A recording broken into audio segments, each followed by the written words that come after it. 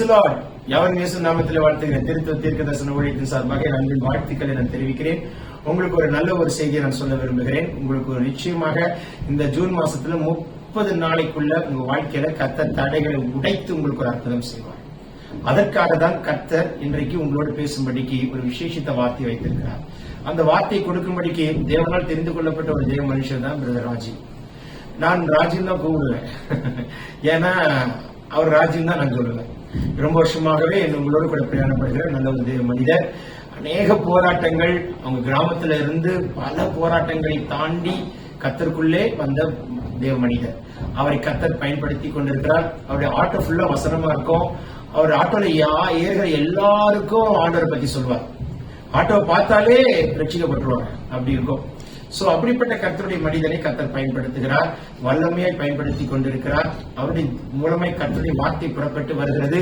உங்க வாழ்க்கையில் இருக்கிற தடைகளை கர்த்தர் உடை தெரிவார். நீங்க வேணா பாருங்களேன், அந்த 30 டேஸ்க்குள்ள ஒரு பெரிய அற்புதத்தை பார்ப்பீங்க.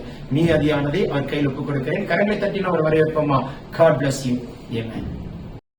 Praise the Lord. கர்த்தருக்கு ஸ்தோத்திரம். திருத்துவ தீர்க்க தரிசன ஊழியங்கள் சார்பாக உங்கள் யாவரையும் வாழ்த்தி வணங்கி ஆசீர்வதித்து வரவேற்கிறோம். இந்த மாசம் கர்த்தர் அருமையான வாக்குத்தத்தம் கொடுத்திருக்காரு. என்ன தெரியுங்களா? தடைகளை நீக்கி போடுகிறவர்.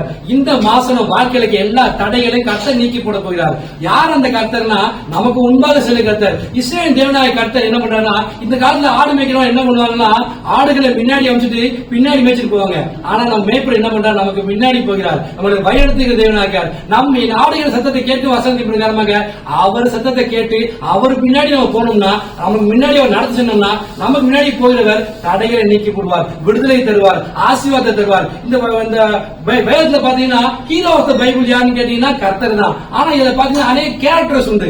எனக்கு பிடிச்ச ஒரு கேரக்டர் யாருன்னா தாவீது.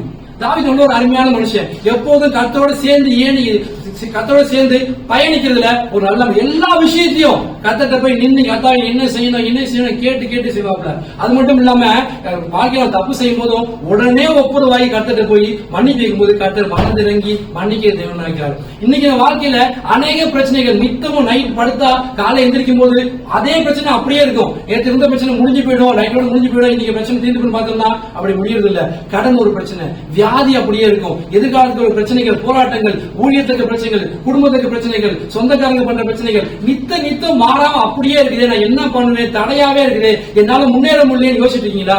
வேதத்துல அந்த விஷயத்துக்கு ஒரு விடுதலை ஒண்ணுங்க.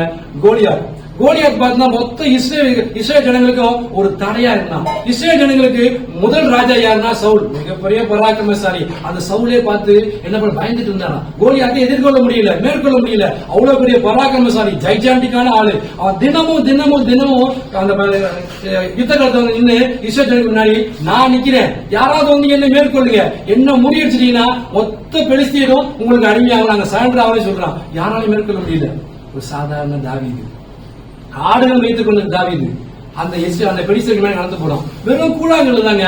எல்லாத்துக்கும் தெரிஞ்ச இந்த விஷயம் கோலியாத் கதையை பத்தி தெரியாத யாருமே கிடையாது. ஆனா அநேக ரகசியங்கள் இதுல புரிஞ்சு கிடக்கு. கர்த்தர் எந்த அளவுக்கு இஸ்ரேல் ஜனங்களுக்கு தடையா இருந்த அந்த கோலியாத்தை நீக்கி போட்டாரு, எப்படி தாவீதை வல்லமையா பயன்படுத்தான்னு பார்த்தோம்னா ரொம்ப ஆச்சரியமா இருக்கும். இந்த விஷயத்த பாத்தீங்கன்னா தாவீது வெறும் கூழாங்கல் எடுத்துட்டு போறான். ஆனா அந்த பெலிஸ்தர் பாத்தீங்கன்னா பெரிய பெரிய பட்டயம், கேடகம் போட்டு வெங்கல ட்ரெஸ் எல்லாம் பாத்தீங்கன்னா அவ்வளவு வெயிட்டா இருக்குமா. ஆனா யாரும் தூக்க விட முடியாது, அந்த அளவுக்கு ரெடியா வரான். ஆனா இவன் எதுவுமே செய்யல தாவீது. ஒரே விஷயம் தான், நீ நிந்திக்கிற இஸ்ரவேல் தேவனாய கர்த்தருடைய நாமத்தில் வரன்னு சொல்லி கர்த்தரை முன்னாடி வச்சான். அதுதான் அவன் ஜெயிச்சு. அந்த விஷயத்த பாத்தீங்கன்னா தாவீது பாத்தீங்கன்னா ஒரு வசனம் இருக்கு எப்படின்னா, உம்மாலே நான் மதிலை தாண்டுவேன், உம்மாலே சேனைகள் பாய்ந்து போய் சொல்றேன். யார் சேனை? பெலிஸ்திய ஒரு சேனை. தாவீது கர்த்தர் முன்னாடி வச்சனால அவ்வளவு பெரிய சேனைக்கு முன்னாடி ஏத்து நிக்கிற அளவுக்கு ஒரு தைரியம் இருந்துச்சு. அந்த ஒரு கூழாங்கல்ல வச்சு சுத்தி அடிக்கலாம். அது பாத்தீங்கன்னா அதுக்கு முன்னாடி விஷயம் பாத்தீங்கன்னா முதல்ல அவமானப்படுத்தப்படலாம். நான் என்ன நாயா, வெறும் தடியோடு எடுத்து வரையே, நான் என்ன நாயான்னு கேட்டு அந்த பெலிஸ்தி கேட்கலாம். இன்னைக்கு அநேக விஷயம் அவமானப்படுத்தப்படுறோம், அசட்டை பண்ணப்படுறோம். அந்த பெலிஸ்தி என்ன பண்றான்னா தாவீதை அவமானப்படுத்த மட்டும் இல்லாம தன்னுடைய தேவர்களை கொண்டு தாவீதை சபித்தானாம். வசனம் இருக்கு. எப்படின்னா அவன் தன் தேவர்களை கொண்டு தாவீதை சபித்தான் சொல்லி 1 சாமுவேல் 17:42 பாத்தீங்கன்னா ஒரு சாபமான வாழ்க்கை. அதெல்லாம் தாவீது கவலைப்படவே இல்லை. இன்னைக்கு நம்ம ஊழியத்திலும் சரி குடும்பத்திலும் சரி அநேக சாபமான வார்த்தைகள், அநேக எதிர் வல்லமைகள், மனுஷிக வல்லமைகள் நமக்கு எதிராக போராட வரலாம். நம்ம சோர்ந்து போயிருக்கோம், பலவீனம், நமக்கு யாருமே இல்லையே, நமக்கு ஆறுதல் சொல்ல கூட யாருமே இல்லையே, நமக்கு ஏன்னு கேட்க கூட யாருமே இல்லையே, இந்த பிரச்சனை எப்படி விடுதலை பெற்றுக் கொள்வேன், எனக்கு யார் உதவி செய்வா, எனக்கு யார் ஆலோசனை தருவா சொல்லி பயந்து கலங்கி போய் நிக்கிறீங்களா? கர்த்தர் இருக்கார். உங்க தடைகளை நீக்கி போட்டு, உங்க பிரச்சனைகளை மாற்றி போட்டு, ஒரு ஆசீர்வாதத்தை, ஒரு விடுதலைய, ஒரு சந்தோஷத்தை கர்த்தர் இந்த மாசம் தரப்படுறாரு. நீங்க சாட்சி சொல்லுவீங்க, இந்த மாசம் தடையை நீக்கி போடுகிற மாசம். அநேக சாட்சியில் இருக்க முடியாத இந்த வசனம் உங்களோட பேசிக் கொண்டிருக்கிறது. இந்த வசனத்தை அந்த சம்பவத்தை பார்த்தோம்னா அந்த தாவீதை கர்த்தர் இந்த பேசினா சபிச்சாங்க. ஆனா தாவீதை பத்தி கவலைப்படவே இல்லை. ஒரு பிரச்சனை என்ன வருது என்ன பண்ணுவோம்? சோர்ந்து போயிடணும், பலவீனப்பட்டு போயிடும். நம்ம என்ன பண்ணணும் யோசிச்சுட்டு இருக்கோம். ஆனா வசனத்தின் பிறகு என்ன சொல்றதுன்னா, பிசாசுக்கு ஏத்து நில்லுங்கள், அப்பொழுது அவன் உங்களை விட்டு ஓடி போவான். அதை தாவீது செஞ்சான். தீவிரமாய் போறான். பார்த்தா பராக்கிரமசாலியான கோலியாத்து அப்படி நிக்கிறான். பாவனை என்ன பண்றப்பா நிக்கிறான். ஆனா சாதாரண தாவீது என்ன பண்றான்? அவனுக்கு எதிராக தீவிரமாய் ஓடி போனானா. நீ வா, நான் பாத்துக்கிறேன், எனக்கு முன்னாடி கர்த்தர் போறார், அவனுக்கு முன்னாடி புறப்பட்டு இருப்பாங்க. ஒரு தைரியம், ஒரு விசுவாசம், கூட்டுத்தனமான ஆசை, விசுவாசம் சொல்லுவாங்களே, அந்த மாதிரி எதை பத்தி கவலைப்படவே இல்லை. அவன் என்ன பண்ணுவான்? பெரிய பட்டை இறக்கி கொஞ்சம் அடிச்சு கொண்டு நாய்க்கு இரையா காக்கைக்கு இரையா போறேன்னு சொன்னானே, நம்ம பார்த்து செத்த நாயான்னு கேட்கறான். எதை பத்தியும் கவலைப்படல தாவீது. கர்த்தர் என் கூட இருக்கார், அவர் எனக்கு வெற்றி சேர்க்க செய்வார். யுத்தம் கர்த்தருடையது, கர்த்தருக்காக யுத்தம் முன்னாடி நீங்க சும்மா இருக்குன்னு சொல்லிருக்காரு. அந்த வசனத்தெல்லாம் தாவீது கை கொண்டு என்ன பண்றான்? முன்னாடி தீவிரமா ஓடி போய் ஒரு கல் எடுத்து அடிக்கும் போது ஒரு ஆச்சரியமான விஷயம் என்ன, எந்த ஒரு மனுஷனுக்கு தலையில அடிபட்டாலும் முகத்து அடிபட்டா என்ன பண்ணுவாங்க? பின்னாடிதான் விழுவாங்க, பின்னாடி போய் முதுகு பங்கிய விழுவாங்க. ஆனா அவன் அடிச்ச கல் என்ன பண்ணுது? தாவீதுக்கு முன்னாடி முகம் குப்புற விழுந்தானா. இன்னைக்கு கர்த்தர் இந்த வசனத்துக்கு ஆசீர்வதிக்கிறார். உங்களுக்கு முன்னாடி எல்லா பிரச்சனையும் நீங்க எப்படி சமாளிக்க போறேன், எப்படி எதிர்கொள்ள போறேன், நீ எப்படி மேற்கொள்ள போற சொல்லி யோசிச்சிட்டீங்களா? அந்த பிரச்சனைகள்லாம் உங்களுக்கு முன்பாக, எனக்கு முன்பாக முகம் குப்புற விட செய்வார். இந்த விஷயம் எப்படி நடந்துச்சுன்னா, தாகோன் சிலை நடந்துச்சு. உடன்படிக்கை பெட்டிக்கு மேல தாகோன் சிலை என்ன படிச்சான்? முகம் குப்புற விழுந்து கை தனியா, கால் தனியா, உடம்பு தனியா பிரிஞ்சு செதஞ்சு போச்சான். இன்னைக்கு உடன்படிக்கை பெட்டியா, கர்த்தருடைய வார்த்தையா, கர்த்தருடைய வசனமா நீங்கள் நானும் மாறும்போது நம்மளுக்கு எதிராக எல்லா பிரச்சனையும் கர்த்தர் நீக்கி போட்டு முகம் குப்புற விட செய்வார், வெற்றி சிறக்க செய்வார். நிச்சயமாகவே தேவன் உங்களோடு இருக்கிறார் என்று அனைவரும் பார்த்து ஆச்சரியப்படும்படியாக கர்த்தர் இந்த மாசத்துக்கு எல்லா தடையும் நீக்கி போட்டு ஒரு ஆசீர்வாதம். அது மட்டும் இல்லைங்க, கடைசியா பாத்தீங்கன்னா என்ன பண்றானா? கோலியாத் மேல ஏறி நிக்கிறானா. அவ்வளவு பெரிய உருவம், எழுத்து வந்த உருவம், குப்புற வந்த உருவத்து மேல அவன் போய் ஏறி நின்று ஒரு ஜெயத்தை உண்டாக்குறான். நீ சிங்கத்தின் மேல் விழியின் மேல் நடந்து பாலசிங்கத்தை வலசு வைத்து மிதித்து போடுவாங்க இல்லையா? உங்களுக்கு எதிராக எல்லா பிரச்சனையும் காத்தர் மிதித்து போடும்படியாக, உங்கள் காலின் கீழே நசுக்கி போடும்படியாக இந்த மாசத்துல காத்தர் தடைகளை நீக்கி போட்டு உங்களுக்கு ஆசீர்வாதம். அது மட்டும் இல்ல, கடைசியில அவங்க பட்டயம் எங்க இருந்துச்சா? அந்த உரைக்குள்ளேயே இருந்துச்சான். சண்டைக்கு போற யுத்தம் போற என்ன பண்ணுவாங்க? அந்த வாளை எடுத்துட்டு தான் போவாங்க. ஆனா அந்த வெளிச்சு என்ன பண்றாங்க? கோலியாத்து தாவீது ஒரு மனுஷனாவே மதிக்கல. இவனுக்கு போய் பட்டயத்தை எடுக்கணுமா? அதெல்லாம் தேவையில்லை சொல்லி அசால்ட்டா நின்று இருந்தான். அவ்வளவு அவமானப்படுத்தப்பட்ட தாவீது எதை பத்தி யோசிக்கவே இல்லை. என்ன பண்றான்? பெலிஸ்தியர் மேல ஏறி நின்று அவனுடைய பட்டயத்தை அவனுடைய உரையிலிருந்து அப்பதான் தாவீதே உருவுதான். உருவி கொண்டு போட்டு அந்த தலையை வெட்டி எடுத்துட்டு இஸ்ரவேல் ஜனங்கள் மேலே போனான். எவ்வளவு பெரிய ஆசீர்வாதம் பாத்தீங்களா? அப்ப இஸ்ரவேல் ஜனங்கள் என்ன சொன்னாங்களா? சவுல் கொன்றது 1000, தாவீது கொன்றது 16000 சொன்னாங்களா? ஒரே விஷயம், ஒரே நாள்ல, ஒரே பிரச்சனையில கர்த்தர் எல்லாவற்றையும் மாற்றி போடுவார். இன்னைக்கு இந்த வாழ்க்கையில, இந்த மாசத்துல எதை குறிச்சு நீங்க யோசிச்சுட்டு இருக்கீங்க? எதை தடையா நினைச்சிட்டு இருக்கீங்க? எதை பெரிய காரியமா நினைச்சிட்டு இருக்கீங்க? எதை உங்களால் மேற்கொள்ள முடியல நினைச்சிட்டு இருக்கீங்க? எல்லாவற்றையும் கர்த்தர் பார்த்துக்குவார். வசனம் தாவீது என்ன சொல்றாருன்னா, கர்த்தரை எப்போதும் எனக்கு முன்பாக வைத்திருக்கிறேன், அவர் என் வலது பாரசத்தில் அசைக்கக்கூடிய வசனத்துக்கு பிரகாரமாக எல்லா காரியத்திலையும் கர்த்தர் முன்பாக வச்சு நம்ம செயல்படும் போது கர்த்தர் என்ன பண்ணுவாரா? வலது பாரசத்துல வந்து நம்ம கையை பிடிச்சு நம்ம கூடவே நடத்திவார். நான் உங்ககிட்ட இருக்கேன்ப்பா, நீ வா, எந்த பிரச்சனையும் மேற்கொள்ள முடியாது, உலகத்தில் இருக்கிற பார்க்கலும் என்னோடு தேவன் பெரியவர் சொல்லி விசுவாசமாயிரு. கர்த்தர் ஆசீர்வதிப்பார். மனுஷன் உன்னை என்ன செய்வான்? இஸ்ரவேல் தேவனாய் கர்த்தர் என்னோடு இருக்கிறார். எந்த மனுஷனால ஒன்றும் செய்ய முடியாது, எந்த மனுஷங்க வல்லமைகளை என்னை ஒன்றும் மேற்கொள்ள முடியாது.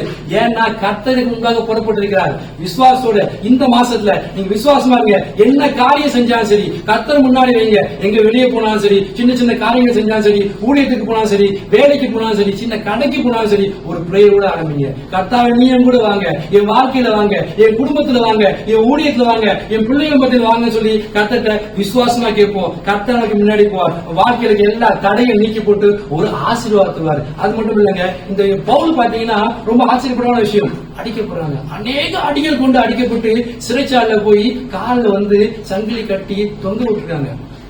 அப்ப என்ன செய்யறீங்களா? ஜெபிக்கிறார். சிறைச்சாலை என்ற தடையை அவ பத்தி கவலைப்படவே இல்லை.